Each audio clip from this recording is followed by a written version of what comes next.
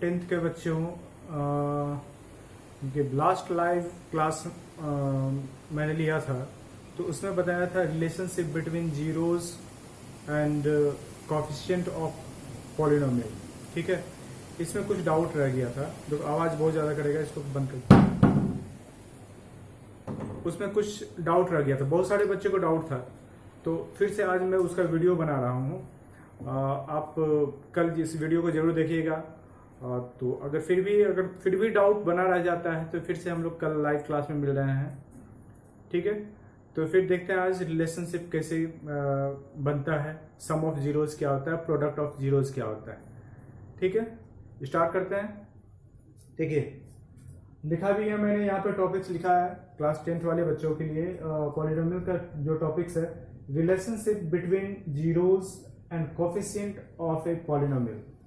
एक पॉलिनोमियल का कोफिशिएंट और उसके जीरोज के बीच में क्या रिलेशनशिप होता है, इसको आज समझेंगे। तो इसको समझने के लिए कुछ प्रूफ हम लोग लिख लेते हैं और इसी से रिलेशनशिप फाइंड कर भी करेंगे। ठीक है, डायरेक्ट रिलेशनशिप बताया जा सकता है। बहुत सारे बच्चे क्या करते हैं ना कि डायरेक्ट रिलेशनशिप याद कर लेते हैं, तो अच्छी बात है, याद करना चाहिए, वही काम भी आता है, लेकिन फाइंड भी करने के लिए आना चाहिए, एक्सप्लेनेशन उसका आना चाहिए, फॉर्मूला का एक्सप्लेनेशन आना चाहिए। तो मैं वही करता हूँ कि एक्सप्लेन कर देता हूँ, आप लोग समझिए। ठीक है, तो क्या किया ना, देखो क्या किया, एक पॉलिनोमियल है और उसका जीरोज और कोफिशिएंट के बीच में रिलेशनशिप देखना है। मेनली 10th क्लास में मैंने पहले ही बताया था, 10th क्लास में क्वाड्रेटिक पॉलिनोमियल के बारे में पढ़ना है। ठीक है, तो हम लोग क्वाड्रेटिक को ही लेते हैं, क्वाड्रेटिक की ही चर्चा करेंगे। तो क्या है ना कि क्वाड्रेटिक है तो जीरोज, नंबर ऑफ जीरोज कितने हो सकते हैं? नंबर ऑफ जीरोज हो सकते हैं 2। तो 2 जीरोज है तो लाइव क्लास में भी मैंने बताया था, एक अल्फा लेट करेंगे और दूसरा बीटा लेट करेंगे। ठीक है, एक अल्फा और दूसरा बीटा। देखो क्या है, लेट कर लिया, let alpha and beta are 2 zeros of a quadratic polynomial px। ठीक है, लेट कर लिया, अल्फा और बीटा 2 जीरोज है किसका? क्वाड्रेटिक पॉलिनोमियल का। और क्वाड्रेटिक पॉलिनोमियल का फॉर्म तो याद ही होगा आप सभी बच्चों को, ये होता है ax² plus bx plus c। ठीक है ना, क्वाड्रेटिक पॉलिनोमियल का क्या फॉर्मूला हो जाता है? ax² plus bx plus c, where a doesn't equal to 0। a का वैल्यू 0 नहीं होना चाहिए। अगर a 0 हो गया तो फिर तो ये कैंसिल हो जाएगा ना, तो फिर तो क्वाड्रेटिक रहेगा ही नहीं, वो लीनियर हो जाएगा। इसलिए a का वैल्यू 0 नहीं होना चाहिए। ये क्वाड्रेटिक इक्वेशन है। और जीरोज लेट कर लिया, अल्फा और बीटा। लाइव क्लास में मैंने सॉल्व भी करवाया था आप सभी स्टूडेंट्स को कि जो जीरोज होता है वो x के साथ जुड़ करके या वेरिएबल के साथ मिल करके उसका फैक्टर फॉर्म करता है, उसका फैक्टर फॉर्म करेगा। मतलब ये अगर ये अल्फा है, इसका अपोजिट साइन देख लेना है। अल्फा है और पॉलिनोमियल है x के टर्म में, तो x माइनस अल्फा एक फैक्टर हो जाएगा। नंबर ऑफ जीरोज है यहाँ पे 2, तो फैक्टर भी होगा 2। क्लियर है ना, यही समझने वाली बात है, कंफ्यूजन नहीं रखना है, कंफ्यूज नहीं होना है। क्या बताया, अगर एक जीरोज है, 2 जीरोज है, तो फैक्टर कितने हो जाएंगे? नंबर ऑफ जीरो जितने हो जाएंगे ना, उतने फैक्टर होंगे। ठीक है, तो अल्फा एक जीरोज है तो x माइनस अल्फा एक फैक्टर हो जाएगा, x माइनस अल्फा एक फैक्टर होगा और x माइनस बीटा भी एक फैक्टर हो जाएगा। ये हो गया x माइनस अल्फा एक फैक्टर और x माइनस बीटा दूसरा फैक्टर। तो वही मैंने लिखा है क्या, therefore x minus alpha and x minus beta will be the factor of px। मतलब पॉलिनोमियल का x माइनस अल्फा और x माइनस बीटा उसका फैक्टर होगा। कहीं कोई कंफ्यूजन है? नहीं होना चाहिए। अगर फिर भी कंफ्यूजन रहता है तो मैं बताता ही हूँ, लाइव क्लास में फिर से मिलेंगे, उसमें देखेंगे। ठीक है, तो ये और ये दोनों फैक्टर हो गया। अब फैक्टर हो जाएगा तो फिर से पॉलिनोमियल फाइंड करने के लिए, पॉलिनोमियल बनाने के लिए मैंने बताया था कि फैक्टर को मल्टीप्लाई कर देंगे फिर से पॉलिनोमियल ऑब्टेन किया जा सकता है। तो फैक्टर को मल्टीप्लाई करने पर ना, तो ठीक है, पॉलिनोमियल ऑब्टेन करना है तो पॉलिनोमियल ये है। अब इसको पॉलिनोमियल से ना फैक्टर से पॉलिनोमियल ऑब्टेन करते हैं, मतलब इस दोनों को मल्टीप्लाई करो तो ये इसके इक्वल होगा, ऑब्वियसली इक्वल होगा सर, क्योंकि फैक्टर को मल्टीप्लाई करेंगे तो पॉलिनोमियल के इक्वल होगा। तो पॉलिनोमियल है ये और फैक्टर है ये, ठीक है ना। तो फैक्टर को मल्टीप्लाई कर दिया, तो जरूरी नहीं कि फैक्टर को मल्टीप्लाई करने पर कोई नंबर नहीं आए, तो हो सकता है कोई नंबर एक आ जाए, वो कांस्टेंट ले लेते हैं, ठीक है, एक कांस्टेंट ले लेते हैं। तो मैंने क्या किया, फैक्टर को मल्टीप्लाई किया और के को एक कांस्टेंट ले लिया, के यहाँ पे कांस्टेंट लिया, मतलब के भी मल्टीप्लाई के फॉर्म में है, ये दोनों से मल्टीप्लाइड है, ठीक है। तो लिख लिया a x square plus b x plus c, ये पॉलिनोमियल है और इसका ये फैक्टर हो गया के multiply x minus alpha x minus beta. लिख भी दिया है वेयर के इज एनी रियल नंबर, के कोई एक रियल नंबर हो सकता है या कांस्टेंट है, ठीक है, कांस्टेंट ही है। तो ये कांस्टेंट है। अब क्या करो ना, इस कांस्टेंट इसको सॉल्व कर दीजिए, इसको सॉल्व करना है। इसको सॉल्व कैसे करेंगे, के से दोनों मल्टीप्लाई हो जाए, के से मल्टीप्लाई कर दीजिए, इसको के से मल्टीप्लाई करना पड़ना ना, ब्रैकेट के अंदर वाली जो, पहले उसको सॉल्व कीजिए, अच्छा रहेगा। तो के को एज इट इज रहने दीजिए और इस दोनों को सॉल्व कीजिए, इस दोनों को मल्टीप्लाई कीजिए। तो इस दोनों को मल्टीप्लाई करेंगे तो मल्टीप्लाई करने का रूल्स तो पता ही है, करना क्या, एक्स से पहले इस दोनों को मल्टीप्लाई करना है और फिर माइनस अल्फा से इस दोनों को मल्टीप्लाई करना है, एक एक करके मल्टीप्लाई करना है, ठीक है।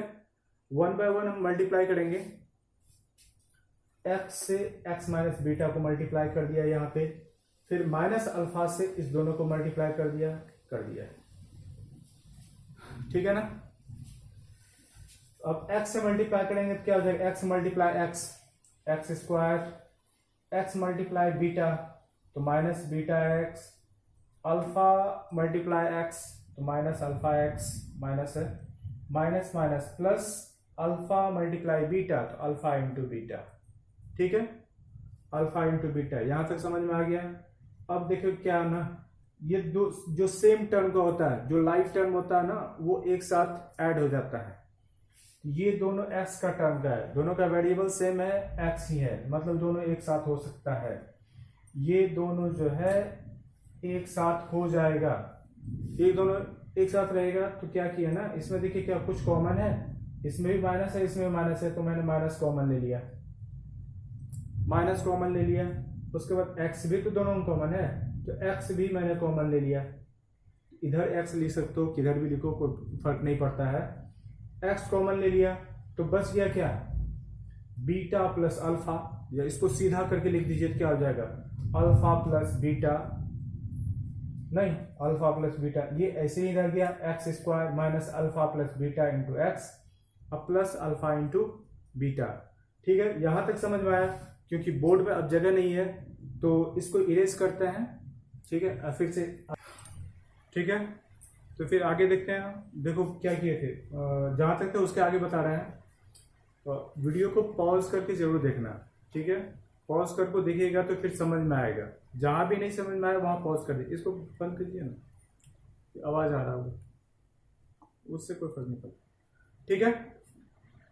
देखो क्या करेंगे, तो उसको सॉल्व किया तो इज इक्वल टू क्या था, ए एक्स स्क्वायर, ये पॉलिनोमियल था, ठीक है, पॉलिनोमियल क्या था, a x square plus b x plus c is equal to, के टर्म था, के से मल्टीप्लाई करना था उसको, आप के से मल्टीप्लाई किया क्या हो जाएगा, के एक्स स्क्वायर माइनस के alpha plus beta into x plus alpha के अल्फा इंटू बीटा। अब क्या कहना, दोनों साइड ना लाइक टर्म को कंपेयर करो, लाइक टर्म को कंपेयर करना है, सेम जो टर्म होगा ना वो इक्वल हो जाएगा एक दूसरे के। तो ऑन कंपेयरिंग बोथ साइड, दोनों साइड कंपेयर कर दिया। कैसे कंपेयर करेंगे, ये एक्स स्क्वायर का ये भी एक्स स्क्वायर का, मतलब ये दोनों आपस में इक्वल हो जाएगा, ठीक है। तो ए एक्स स्क्वायर इक्वल टू के एक्स स्क्वायर, तो एक्स स्क्वायर कैंसिल, तो ए इज इक्वल टू के, ए का वैल्यू हो गया के। इस तरह b x is equal to ये, तो बी एक्स इक्वल टू इतना लिखें, एक्स से हटा तो बी इज इक्वल टू ये, ठीक है। और c कांस्टेंट है, c इज इक्वल टू ये हो जाएगा, ठीक है, c is equal to this one, c equal to this one, ठीक है। अब करना क्या है, अल्फा प्लस बीटा लाना है ना, सम ऑफ जीरो लाना है। तो अल्फा प्लस बीटा है कहाँ पे, ये इसमें इसको डिवाइड करो, इसमें इसको डिवाइड करो। तो क्या किया मैंने, तो माइनस के अल्फा प्लस बीटा माइनस के alpha plus beta divided by के, डिवाइडेड बाय के, ये क्या हो जाएगा, B by A, B by ए।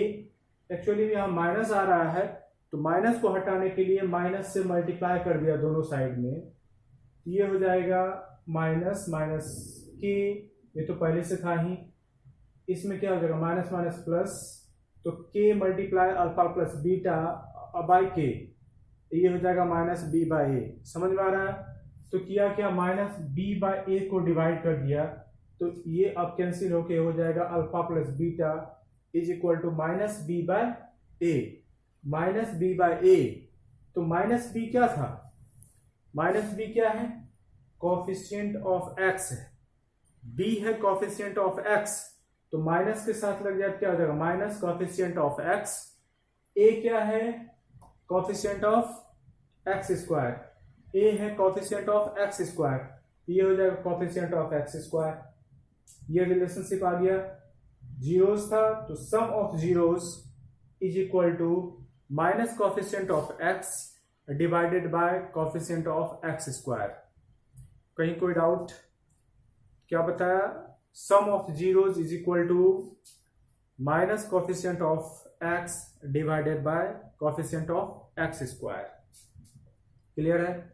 इसी तरह अब इसका प्रोडक्ट ऑफ जीरोस फाइंड करना होगा, क्योंकि फिर से स्पेस नहीं है, कर दीजिएगा, ठीक है ना।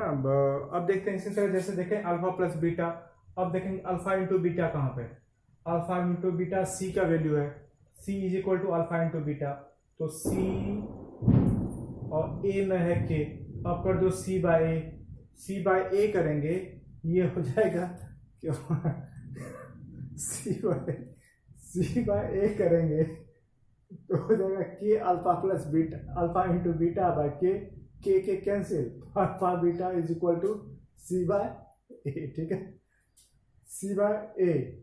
तो अल्फा इंटू बीटा क्या हो जाएगा, सी बाय ए, सी क्या है constant term by coefficient of x square, ठीक है, constant term by coefficient of x square. तो इसी तरह हमने एक बार जो कंक्लूजन आया उसको लिख देते हैं, ठीक है। तो आप लोग कॉपी कर लीजिएगा, ठीक है, ठीक है। तो बच्चों आप देखते हैं जो कंक्लूजन हम लोगों का फाइंड हुआ, क्या कंक्लूजन आया, उसमें आया कि sum of zeros alpha plus beta is equal to minus b by a आया। तो माइनस बी क्या था, minus coefficient of x divided by coefficient of x square, ये याद कर लेना, यही फॉर्मूला हो गया, उसी से एक्सप्लेन किया ना, एक्सप्लेन इसी का एक्सप्लेनेशन हम लोग देख रहे थे। अब product of zeros equal to क्या हो जाएगा, alpha into beta equal to C by A, और सी क्या है कांस्टेंट टर्म है, और ए क्या है कोएफिशिएंट ऑफ एक्स स्क्वायर। ये आज था रिलेशनशिप जीरोज और कोएफिशिएंट ऑफ पॉलिनोमियल के बीच में, यही लाइव क्लास में मैंने बताया था।